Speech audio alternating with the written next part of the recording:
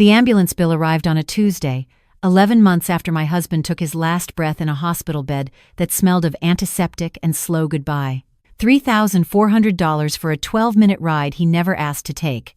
I sat at the kitchen table in our house in Boise, Idaho, with that envelope in my hands, and understood for the first time that the life we had built together had an invoice attached to its ending. I was 64 years old. I had been a homemaker for 31 years, and I was very, very good at it. I could stretch a grocery budget like a magician. I could make a house feel like a place worth coming home to. What I could not do, as it turned out, was make those skills pay the electric bill. My daughter had offered to help. I told her no before she finished the sentence.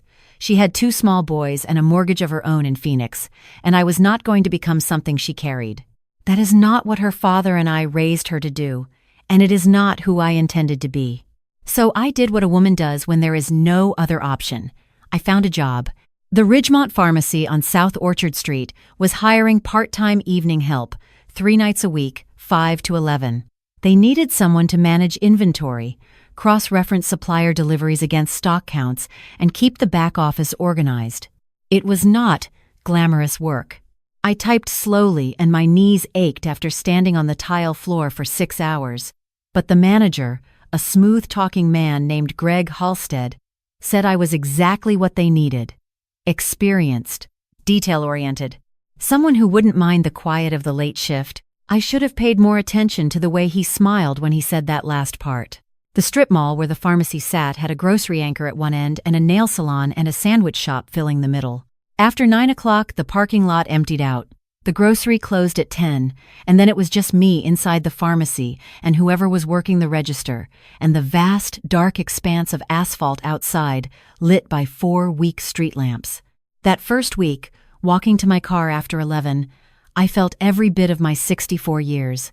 The security guard who patrolled the strip mall worked a patrol circuit, appearing at the pharmacy's glass door every 40 minutes or so. His name was Frank. He was 58, broad-shouldered but soft around the middle now, with a gray beard he kept neatly trimmed and the careful eyes of a man who had once been paid to notice things. He had been an Army military police officer for 22 years, he told me on the second night, after I had waved him inside because it was 31 degrees and he looked like he was losing the argument with the cold.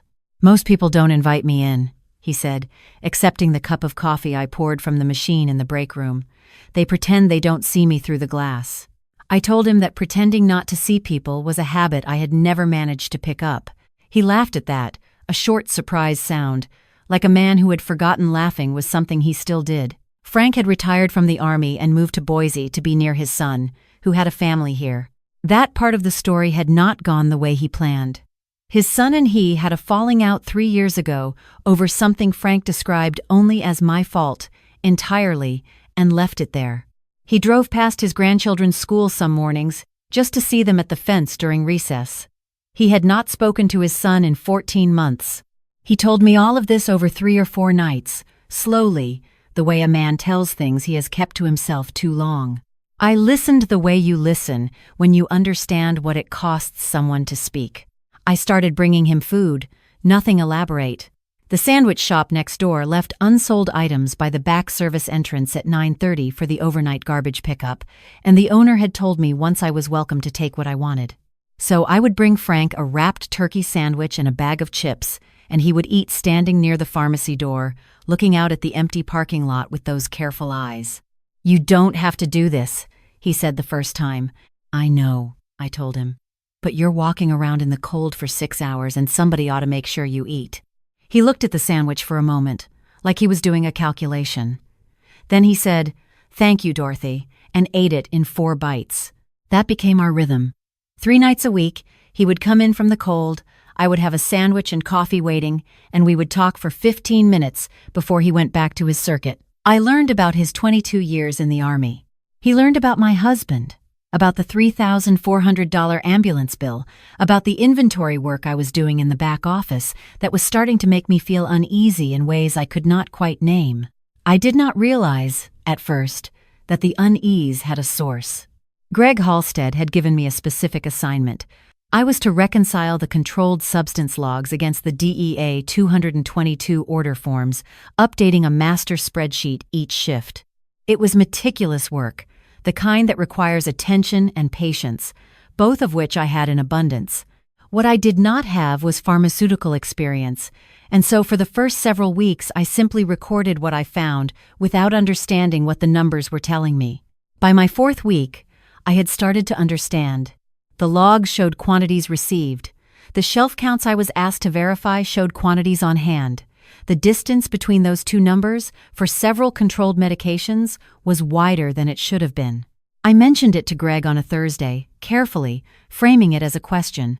He told me there was a disposal protocol I wasn't familiar with yet, that expired stock was logged separately, that I shouldn't worry about it. He was very relaxed when he said it, leaning against the doorframe, arms crossed, smiling that smooth smile. I smiled back and said, "Of course. Sorry to bother you," and went back to my spreadsheet. That night, I started keeping my own notes in a small notebook I bought at the grocery anchor. Not because I had decided to do anything about what I was finding. I was 64 years old and new to this job, and I told myself I was probably misunderstanding the system. I kept the notes because I was the kind of woman who kept notes, because organizing information was the only tool I knew how to use, and because something in the space behind my sternum had gone quietly and persistently wrong every time Greg Halstead smiled at me. I did not tell Frank. Not yet. I did not want to seem like a foolish old woman inventing problems. 3 weeks later, on a Wednesday night in February, Frank did not come to the door at his usual time. I checked the clock at 9:40, then again at 10:15. I told myself he had changed his route. The parking lot outside was empty and very still, the sodium lights casting their orange wash over the asphalt. I went back to my spreadsheet. At 10:30, I heard voices outside the back of the building. The pharmacy's back entrance opened onto a narrow service alley between the building and the strip mall's rear fence. I had never had reason to go out there at night.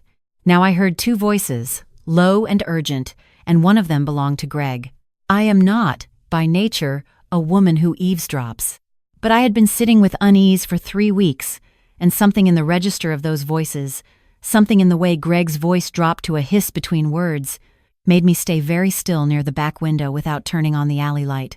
I could not hear full sentences. I heard fragments. I heard the word audit. I heard the word careful. And then I heard, clearly, because his voice rose just slightly before he caught it, "She's been running the numbers herself. I can tell." The notebook. The back of my neck went cold. I heard the other person say something I couldn't make out. Then Greg. Again. "Before she figures out what to do with it, we need it gone before the 15th. They stopped talking. A door closed. I stood in the dark back office for a moment, with my hands perfectly still on the edge of the desk. Then I picked up my notebook and put it in my purse. Frank appeared at the front door at 10:45. I buzzed him in before he knocked. He saw my face and stopped. "What happened?" he said. Not a question. The voice of a man who had been trained to read situations. I told him everything. All of it, from the first discrepancy I had noticed to the conversation I had just overheard. I kept my voice level because I am my mother's daughter, and my mother believed that clear thinking required calm speaking. Frank listened without interrupting. He had a way of going very still when he was processing information, like a machine that redirected all available power to a single function. When I finished, he was quiet for a moment. Then he said, "Dorothy, I need to show you something."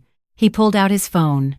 He had a habit, he explained, from his MP years, of logging unusual activity during his patrol shifts. Times, locations, descriptions. He had been doing it his entire tenure at this strip mall without thinking much about it, the way some people doodle without meaning to. Over the past 6 weeks, he had logged 7 instances of Greg Halstead meeting unidentified individuals in the service alley after 9:30, always the same 2 spots, always brief.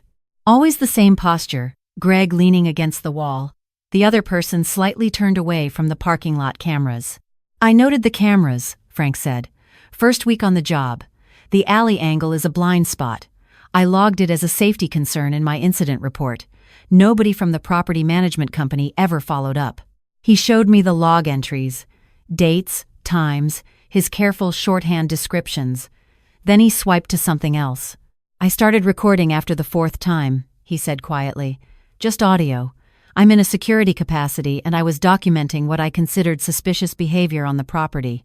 I've got 3 recordings. The first 2 were ambient, voices too low to make out words. The third one, from 9 days ago, was clearer. A cold male voice I did not recognize saying quantities, specific drug names I had seen on my spreadsheet. And Greg's voice confirming, saying the phrase, 'I'll make it work.' And then, in response to something the other person said, 'The new hire is an old woman running inventory. She won't know what she's looking at.' I will tell you that there is a specific kind of anger that arrives quietly, without heat, when you discover that someone has underestimated you as a deliberate strategy. It is a cold and clarifying thing. 'We are going to the police,' Frank said. 'I have a notebook,' I said, 'in my purse.' He mentioned it specifically. His eyes sharpened. 'You took it with you when you heard them talking.' I nodded. 'Good,' he said. 'Good.' He looked at me with something that had shifted slightly from concern. He looked at me the way you look at someone when you have just recalibrated your understanding of them. 'Dorothy, do you feel safe going to your car right now?' I had not thought about that part yet. I thought about it now. 'No,' I said honestly. 'Then we go together. And we go to the police station first, not your home.' I turned off my workstation and gathered my things with steady hands. Frank walked beside me to my car and followed me in his own vehicle, the 4 miles to the Boise Police Department on Barrister Avenue.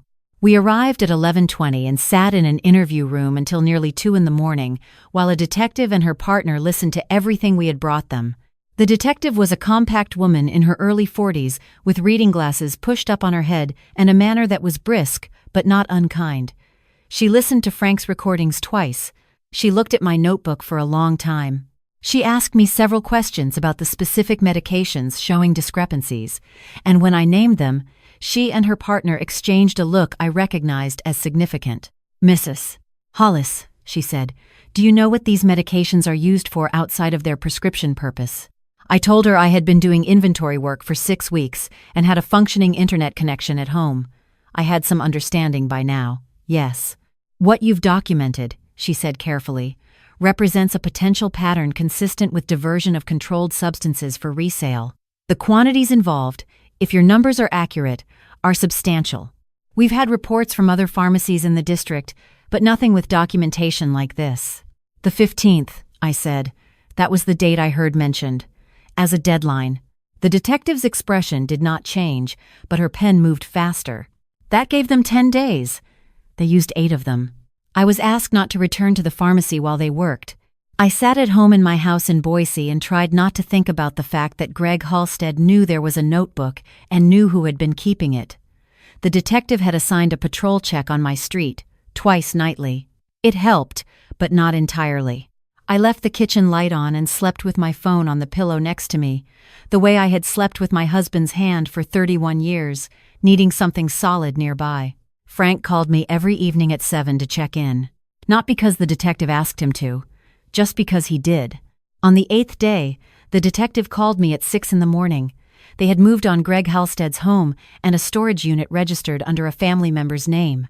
They had found 12 months of systematically stolen controlled substances, packaging materials, detailed logs of transactions, and $62,000 in cash in a fireproof safe. They had also found, in his work bag, a printout of my address. I sat down on the kitchen floor when she told me that last part, not because my legs gave out, though they considered it. I sat down because sometimes you need to be low to the ground to absorb the weight of something. She told me I was safe, that he was in custody and would not be given bail given the federal nature of the charges. She told me my documentation and Frank's recordings would be central to the prosecution. She also told me that Greg Halstead had been moving stolen medication through this operation for nearly 2 years, billing insurance companies for prescriptions that were filled on paper and diverted before they ever reached patients. Some of those patients were elderly. Some were people who never noticed the charges because they trusted the system to work correctly. I thought about that for a long time after I hung up the phone. Frank drove over that morning without being asked.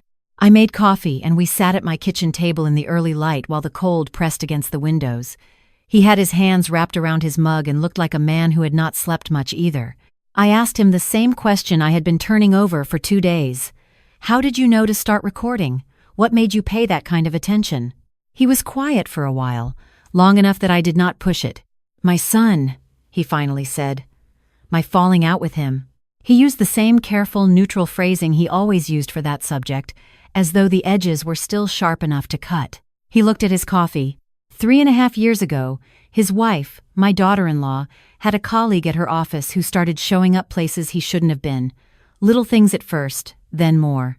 She mentioned it to my son, and my son told her she was probably misreading it, that the guy seemed harmless.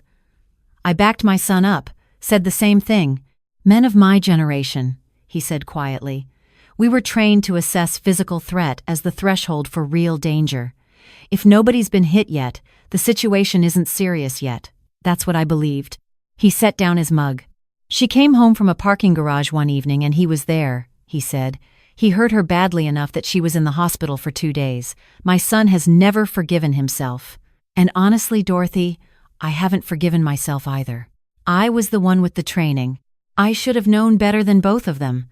I should have paid attention when she first said something felt wrong. His voice was steady, but only the way a structure is steady when it has learned to bear a particular weight over a long time. So now I pay attention, he said.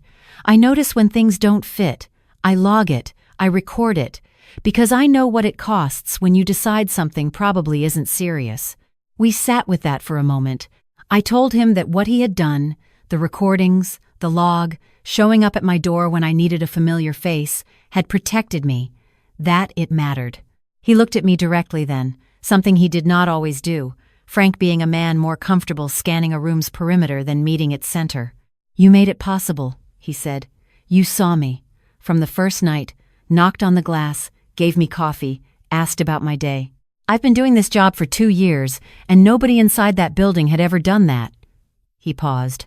When I heard the recording of Halstead saying, "She's just an old woman. She won't know what she's looking at," something in me, I don't know. Something got very quiet and very decided. I reached across the table and put my hand over his. He looked at it for a moment, then turned his hand over and held mine. You are not, I told him, what happened to your daughter-in-law. You are what happened after. He did not say anything to that, but he held on. The investigation took 4 months. Greg Halstead and his supplier, a man from Portland with no connection to pharmacy work, were indicted on charges of drug diversion, healthcare fraud, and conspiracy. My notebook was entered into evidence, Frank testified. So did I, in a federal courtroom in downtown Boise on a Tuesday in June, wearing my good navy blazer and speaking clearly, the way my mother taught me. Halstead pleaded guilty 2 weeks before trial was scheduled to begin. His supplier did not. The supplier's trial took 3 days. Both of them received sentences that the detective, who called to tell me, described only as appropriate. I went back to work. Not at Ridgemont Pharmacy, which closed during the investigation and did not reopen. I found work at a medical billing office downtown. Days, regular hours, better pay. The ambulance bill from 11 months ago was fully paid by July. I started sleeping without the kitchen light on sometime around August. Frank and his son did not reconcile overnight, and I will not pretend otherwise, because this is a true account and things do not work that way. But his son had read about the case in the local paper and called Frank in May to say that he had seen his name and that what Frank had done reminded him of who his father used to be before everything went wrong between them. They had dinner in June, the 4 of them, Frank and his son and daughter-in-law and their youngest. Frank called me afterward. I could hear it in his voice before he said a word. The specific quality of relief that sounds like a man who has been holding his breath for 3 years. He said, "She hugged me. My daughter-in-law. She met me at the door and she hugged me." I cried after I hung up the phone. The good kind of crying, the kind that feels like something releasing its grip. That fall, Frank's granddaughter started a soccer league on Saturday mornings, and he went to every game. He sent me photographs sometimes. A small girl in an orange jersey moving across a green field, and Frank in the background, with his hands in his jacket pockets and an expression on his face that I recognized as joy, wearing the disguise of a man not quite sure he deserves it. I think about what started all of it, A cup of coffee and an unlocked door on a cold February night. I think about how close I came to just waving at him through the glass and going back to my spreadsheet the way everyone else did, because it was cold and I was tired and he was just the security guard. There is a woman in my new office, 26 years old, just started last month, who sits at her desk through her lunch break because she does not know anyone yet, and eating alone in the break room feels harder than not eating. I have started bringing her a second cup of coffee from the machine down the hall around noon. I sit down and stay for 15 minutes. She talks about her apartment, her cat, her sister in Cincinnati. She has the most specific laugh I have ever heard, a kind of ascending series of sounds like a question being asked repeatedly. I look forward to it now.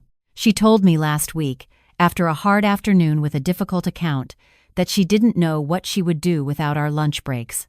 I told her I knew exactly what she meant. I am 65 years old. I work days, I sleep through the night. I have dinner every other Sunday with Frank and sometimes his son's family, this accidental gathering of people who found each other in the aftermath of frightening things. 2 months ago, walking to my car after work, I passed an older man sitting on a bench outside the building, eating lunch alone, watching the parking lot traffic with the eyes of someone who has learned not to expect much. I stopped and asked if he was waiting for someone. "Just getting some air," he said, a little surprised.